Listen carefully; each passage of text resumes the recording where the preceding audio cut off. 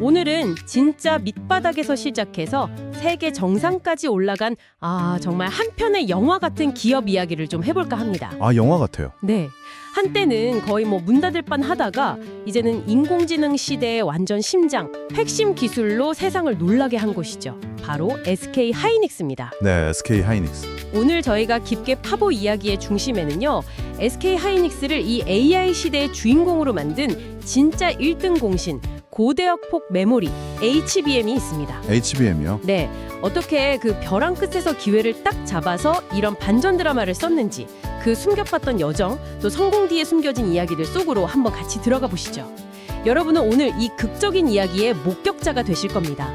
기대되네요. 자, 지금은 완전 AI 시대잖아요. 그렇죠. 네, 챗 GPT 같은 생성형 AI가 사람처럼 막 대화하고 그림도 그려주고 복잡한 질문에도 그냥 척척 답하려면 진짜 어마어마한 두뇌 회전 능력이 필요하거든요. 네, 연산량이 엄청나죠. 그 두뇌 역할을 하는 핵심 부품이 바로 엔비디아의 GPU, 그래픽 처리 장치고요. 네, GPU.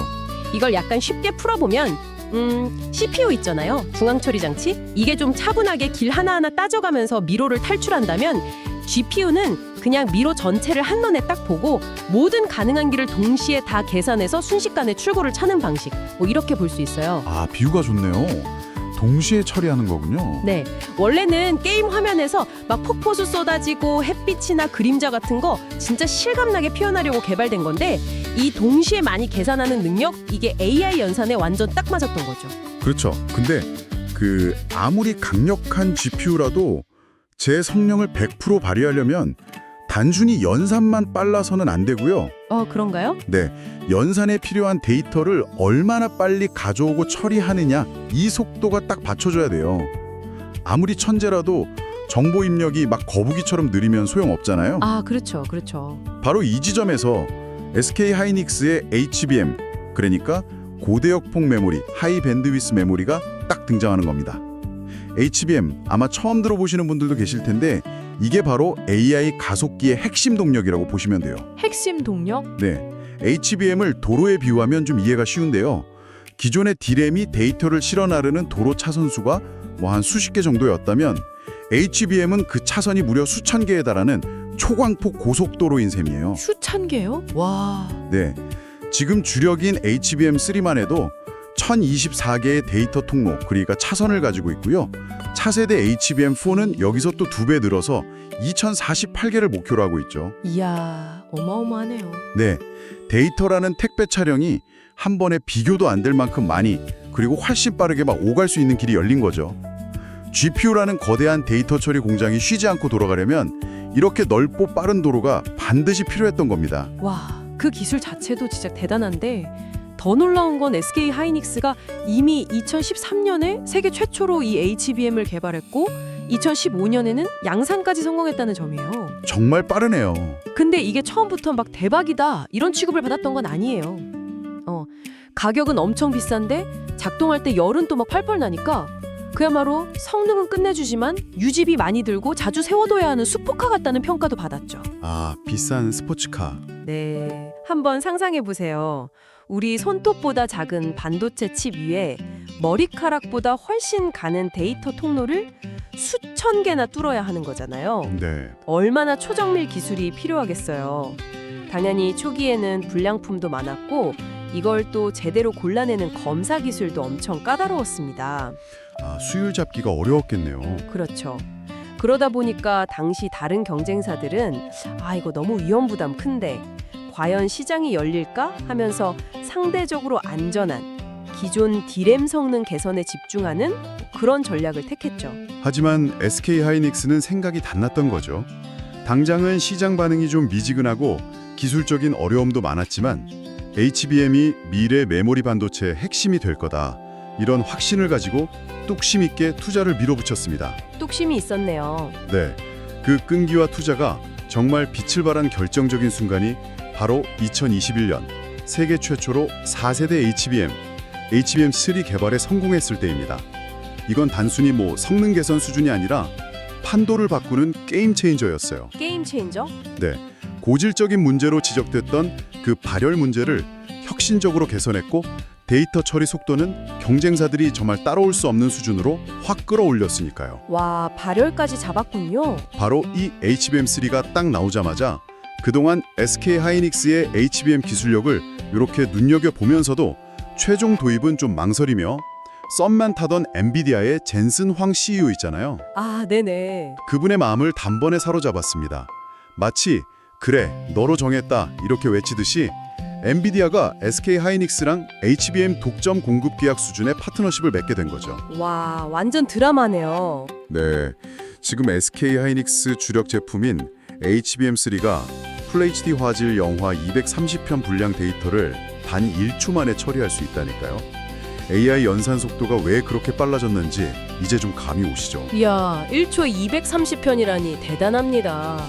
근데 이렇게 지금은 AI 시대의 왕자를 차지했지만 시간을 한 20여 년 전으로 돌려보면 SK 하이닉스는 그야말로 미운오리 새끼였다면서요. 맞아요. 완전 상황이 달랐죠. 반도체 시장에서는 늘 2등 이미지가 강했고 끊이지 않는 적자로 생존 자체를 걱정해야 하는 그런 상황이었죠. 시작은 1983년 현대그룹의 현대전자 산업이었고요. 그때 16K SRAM 시험 생산에 성공하면서 반도체 사업 첫 발을 내딛었습니다. 아, 현대전자였군요. 그러다가 1998년 우리 다 기억하는 IMF 외환 위기 시절이요. 정부 주도의 산업 구조 조정, 이른바 빅딜의 소용돌이 속에서 LG 반도체를 떠안게 됩니다. 아, 그 빅딜. 네, 현대가 반도체를 가져가는 대신 에너지 사업 일부를 LG에 넘기는 그런 식이었죠. 몸좀 커졌는데 곧이어 2001년에 닷컴 버블이 확 꺼지면서 IT 경기가 급냉하고 반도체 가격이 그야말로 폭락하는 직격탄을 맞아요. 아, 타이밍이 안 좋았네요. 네, 당시 주력이던 64메가 D램 가격이 원가가 한 3달러 됐는데 이건 고사하고 2달러 밑으로 그냥 곤두박질 쳤으니까요. 팔면 팔수록 손해보는 구조였던 거죠. 아이고. 결국 그 불어난 부채를 감당하지 못하고 2001년에 현대그룹에서 분리돼서 채권단 공동관리라는 혹독한 시련을 맞게 됩니다. 그리고 회사 이름도 하이닉스 반도체로 바뀌죠. 하이닉스로. 네, 이때부터 약 10년간은 정말이지 이익 내는 것보다 살아남는 것 자체가 지상과제인 정말 피말리는 치킨 게임의 연속이었어요. 가격을 막 후려쳐서라도 점유율을 지켜야 하는 그야말로 제살 깎아먹기 경쟁이었죠. 치킨 게임. 무섭네요. 이 과정에서 한때 세계 디램 시장을 호령했던 독일의 키몬다, 일본의 엘피다 같은 진짜 굵직한 경쟁사들이 줄줄이 파산하면서 역사의 뒤안길로 사라졌습니다. 아, 그 회사들이 그때. 네, 하이닉스 역시 2007년 4분기부터 2009년 2분기까지 무려 7분기 연속으로 적자를 기록하는 등 그야말로 회사의 존립 자체가 위태로운 최악의 시간을 보내야 했죠. 2010년에 잠깐 흑자를 기록했지만 2011년에 다시 적자로 돌아섰고요. 와, 7분기 연속 적자라니. 정말 벼랑 끝이었네요. 더 이상 물러설 곳도 없어 보이던 바로 그때 정말 아무도 예상 못했던 구원투수가 등판합니다. 누구였을까요? 바로 SK그룹의 최태원 회장이었죠. 2011년 7월 하이닉스 반도체 인수를 공식 선언합니다. 당시 재계 반응은 충격 그 자체였어요. 그랬겠죠. SK그룹은 아시다시피 정유나 통신 같은 내수 사업 비중이 완전 압도적으로 높았잖아요. 근데 변동성 크고 막대한 투자가 필요한 반도체, 그것도 불황의 늪에 빠져 허우적대던 하이닉스를 인수한다? 이건 누가 봐도 엄청난 도박이었죠. 그렇죠. 리스크가 컸죠. 그룹 내부에서조차 아니 괜히 인수했다가 그룹 전체가 위험해지는 거 아니냐? 소위 승자의 저주에 대한 우려가 막 터져나올 정도였으니까요. 하지만 최태원 회장의 생각은 달랐습니다. 공포에 사서 뉴스에 팔아라는 그 주식시장의 오랜 격언을 떠올리게 하는 결정이었죠. 모두가 두려워할 때 오히려 기회를 본 겁니다. 역발상이네요. 네, 인수 금액만 3조 4천억 원, 당시 SK그룹 연간 투자 레이트랑 거의 맞먹는 거액이었습니다. 근데 여기에는 또 숨겨진 이야기도 좀 있는데요. 뭔가요? 사실 SK그룹은 1970년대 최종현 선대 회장 시절에 선경 반도체를 설립하면서 반도체 사업에 도전한 적이 있었어요. 아, 진짜요? 네, 당시 반도체가 미래 먹거리다라는 해안으로 시작했는데 안타깝게도 2차 오일 쇼크라는 외부 변수 때문에 사업을 접어야 했죠. 아, 안타깝네요. 최태원 회장은 이런 선대 회장의 못다 이룬 꿈을 좀 염두에 두고 2010년부터 1년 넘게 반도체 전문가들을 모아서 스터디 그룹을 운영하면서 인수를 차근차근 준비했다고 합니다. 이게 단순한 충공적 결정이 아니라 치밀한 준비와 비전이 뒷받침된 결단이었던 거죠. 와, 그런 배경이 있었군요. 그렇게 우여곡절 끝에 이제 SK 식구가 됐는데 현실은 또 녹록지 않았습니다. 인수 첫 해인 2012년 시장의 우려대로 3,600억 원이라는 막대한 적자를 기록하고 말아요. 아이고, 또 적자. 네, 언론에서는 기다렸다는 듯 역시 승자의 저주 시작됐다 이런 비판 기사가 막 쏟아졌죠. 근데 여기서 최태원 회장이 또 한 번 모두를 놀라게 하는 역발상 카드를 꺼내듭니다. 또요? 뭘까요? 이런 최악의 상황에서 오히려 투자를 대폭 늘리기로 한 거예요. 그것도 무려 3조 8,500억 원. 하이닉스를 사온 금액이랑 거의 맞먹는 돈을 시설 투자에 쏟아붓기로 결정한 겁니다. 와, 정말 과감한 결정이네요. 적자인데 투자를 늘리다니. 그리고 이 결정이 SK 하이닉스의 운명을 바꾼 그야말로 신의 한 수가 됩니다. 신의 한 수? 네, 바로 다음 해인 2013년 마치 기다렸다는 듯이 PC용 디램 가격이 급등하기 시작하면서 극적인 반전이 펼쳐지죠. 전년도 3,600억 적자에서 무려 3조 3,800억 원의 영업이익을 기록하면서 화려하게 흑자 전환에 성공합니다. 와, 1년 만에요? 네, 1년 만에 투자금을 거의 다 회수한 셈이죠. 그리고 바로 이때 미래의 황금알을 낳는 거위가 될 HBM 개발 프로젝트도 본격적으로 시작됩니다. 위기 속에서 단행한 과감한 투자가 미래 성장을 위한 씨앗을 뿌린 결정적인 순간이었던 겁니다. 이건 단순한 운이 아니라 반도체 사이클을 읽고 불황기에 미리 준비하는 전략적 판단의 승리라고 볼 수 있겠죠. 대단하네요, 정말. 근데 인수 초반에는 조직 문화 통합도 이게 만만치 않은 과제였다고 해요. 아무래도 그렇죠. 현대, LG, SK 다 다르니까요. 네, 아무래도 현대전자 출신, LG 반도체 출신, 그리고 새롭게 합류한 SK 출신까지 서로 다른 배경과 문화를 가진 사람들이 한솥밥을 먹게 됐으니까요. 이때도 최태원 회장이 직접 나섰다고 합니다. 하이닉스 임원 전원을 1대1로 마치 소개팅처럼 만났다는 일화는 꽤 유명하죠. 아, 그 얘기 저도 들었어요. 소개팅이요? 네. 임원들 입장에서는 그룹 총수를 독대하는 자리니까 얼마나 긴장했겠어요. 막 회사 현황 보고 자료며 예상 질문 답변까지 달달 외워서 들어갔다고 합니다. 네, 엄청 떨렸겠네요. 근데 막상 자리에 앉으니 최태원 회장이 던진 질문은 의외로 딱 하나였다고 해요. 뭐였는데요? 그래서 하이닉스가 앞으로 뭘 어떻게 해야 더 잘 될 수 있을까요? 딱딱한 보고 대신에 회사의 미래에 대한 진솔한 생각을 묻는 질문이었죠. 오, 또 어떤 임원은 2시간 가까이 독대하면서 하이닉스가 가진 문제점부터 앞으로 나아가야 할 방향까지 허심탄회하게 이야기했다고 하더라고요. 와, 진짜 소통을 중요하게 생각했네요. 이것이 바로 SK그룹이 선대 회장 시절부터 강조해온 수평적 소통, 벽에 없는 소통 문화의 힘이었다고 하네요. 정말 인상 깊은 대목이죠. 최고 경영자가 직접 현장의 목소리를 경청하고 또 위기 속에서도 미래를 위한 투자를 결정하는 그런 과감한 리더십. 그리고 구성원 누구나 자유롭게 자기 생각을 이야기하고 아이디어를 제안할 수 있는 열린 소통 문화.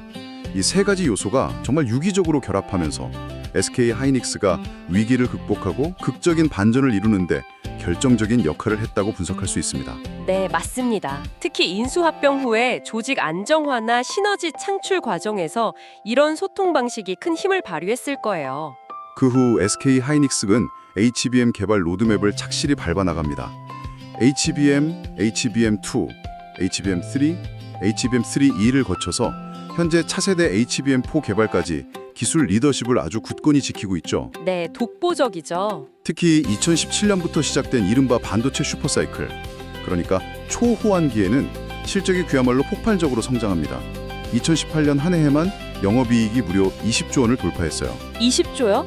와, 당시 그룹의 캐시카우였던 SK텔레콤 영업이익의 17배에 달하는 어마어마한 숫자였죠.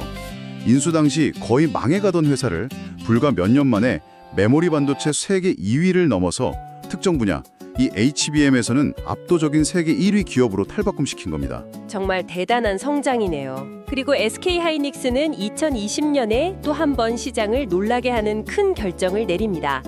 반도체 산업의 원조격인 인텔의 낸드 플래시 사업부를 약 10조 원이라는 거금을 주고 인수하죠. 아, 인텔 랜드 인수 이것도 컸죠. 네, 이 낸드 플래시는 전원이 꺼져도 데이터가 저장되는 메모리로 우리가 흔히 쓰는 USB 메모리 스틱이나 컴퓨터의 SSD에 들어가는 핵심 부품이잖아요. 네, 그렇죠. 이 인수 역시 처음에는 아니 너무 비싸게 산 거 아니냐 이런 우려도 있었지만 결과적으로 AI 시대의 폭발적인 데이터 센터 수요 증가와 맞물려서 기업용 SSD 시장에서 SK 하이닉스의 경쟁력을 크게 높이는 또 하나의 신의 한 수로 평가받고 있습니다. 최태원 회장의 미래를 내다보는 시각은 여기서 그치지 않아요. 이미 2016년 회사가 연간 3조 원 넘는 흑자를 내면서 막 승승장구하던 시절에도 임직원들에게 지금 성공에 안주하면 안 된다. 근본적인 변화, 딥 체인지 없으면 언제든 서든 데스, 즉 갑작스러운 죽음을 맞이할 수 있다고 강력하게 경고하면서 끊임없는 혁신을 주문했다고 합니다. 와, 잘 나갈 때도 위기의식을 강조했군요. 네, 경쟁사들이 단기 실적에 집중할 때 그는 오히려 더 멀리 내다보고 미래 준비를 강조한 거죠. 이러한 오너의 위기의식과 선고안, 그리고 실패를 두려워하지 않고 묵묵히 연구개발에 매진한 SK 하이닉스 연구진들의 정말 피땀 어린 노력이 결합돼서 HBM이라는 누구도 예상치 못한 혁신적인 결과물을 만들어낼 수 있었던 겁니다. 그 노력의 결실은 지금 숫자로 딱 증명되고 있죠. 올해 상반기에만 16조 원 넘는 이익을 기록했고 3년 안에 달성하겠다고 공언했던 시가총액 200조 원 목표는 불과 1년 반 만인 지난 6월에 이미 가뿐히 넘어섰습니다. 네, 실로 엄청난 성장 속도입니다. 대단합니다. 하지만 앞으로 헤쳐나가야 할 도전 과제들도 만만치는 않아요. HBM 시장이 급성장하면서 이 파이를 노리는 경쟁사들의 추격이 그 어느 때보다 거세지고 있습니다. 아, 경쟁이 치열해지겠네요. 네, 특히 강력한 경쟁자인 삼성전자 그리고 미국의 마이크론이 빠르게 기술 격차를 좁혀오고 있죠. 또한 현재 최대 고객사인 엔비디아가 워낙 빠른 속도로 차세대 기술을 요구하고 있기 때문에 이 속도를 계속 맞춰나가야 하는 부담도 상당합니다. 마치 숨가쁜 기술 개발 레이스를 펼치고 있는 형국이죠. 네, 따라가기 쉽지 않겠어요. 여기에 미중 기술 패권 경쟁 같은 지정학적 리스크는 언제든 돌발 변수로 작용할 수 있고요. 그렇죠. 외부 변수도 크죠. 기술 트렌드의 변화 가능성에도 항상 대비해야 합니다. 예를 들어서 지금처럼 강력한 GPU 성능에 의존하기보다는 좀 더 가볍고 효율적인 AI 모델이 대세가 된다면 HBM 수요에 영향을 줄 수도 있겠죠. 아, 그럴 수도 있겠네요. 따라서 현재의 기술 리더십을 유지하기 위한 끊임없는 연구 개발은 기본이고 엔비디아 외에 다른 AI 칩 개발사 등으로 고객을 다변화하려는 노력도 지속적으로 필요할 겁니다. 오늘은 한때 존재 자체가 위태로웠던 기업이 과감한 리더십과 또 선제적인 투자, 포기를 모르는 연구개발 열정, 그리고 열린 소통 문화를 무기로 어떻게 AI 시대를 선도하는 글로벌 강자로 거듭났는지 SK 하이닉스의 정말 파란만장한 성공 스토리를 따라가 봤습니다. 네, 정말 드라마틱했죠? HBM이라는 혁신으로 세상을 놀라게 한 SK 하이닉스. 이들이 앞으로 또 어떤 거대한 기술 변화의 파도에 직면하게 될까요? 그리고 그 파도를 어떻게 넘어서며 새로운 역사를 써내려갈지 앞으로의 행보를 지켜보는 것도 무척 흥미로운 관전 포인트가 될 것 같습니다. 오늘 SK 하이닉스의 이야기에서 우리는 위기를 기회로 전환하는 통찰력, 그리고 역경 속에서도 다시 일어서는 강한 회복 탄력성의 힘을 확인할 수 있었습니다. 네, 회복 탄력성 중요하죠. 변화의 속도가 그 어느 때보다 빠른 지금, 이러한 능력은 비단 반도체 산업뿐만 아니라 우리가 몸담고 있는 다른 모든 분야에도 똑같이 중요할 텐데요. 각자의 자리에서 이러한 선구간과 회복 탄력성을 어떻게 발견하고 키워나갈 수 있을지 한번 고민해 보시는 것도 의미 있는 시간이 될 것 같습니다. 네, 좋은 말씀입니다. 오늘 저희가 준비한 이야기는 여기까지입니다. 다음에도 여러분의 지적 호기심을 채워줄 흥미로운 이야기로 다시 찾아뵙겠습니다.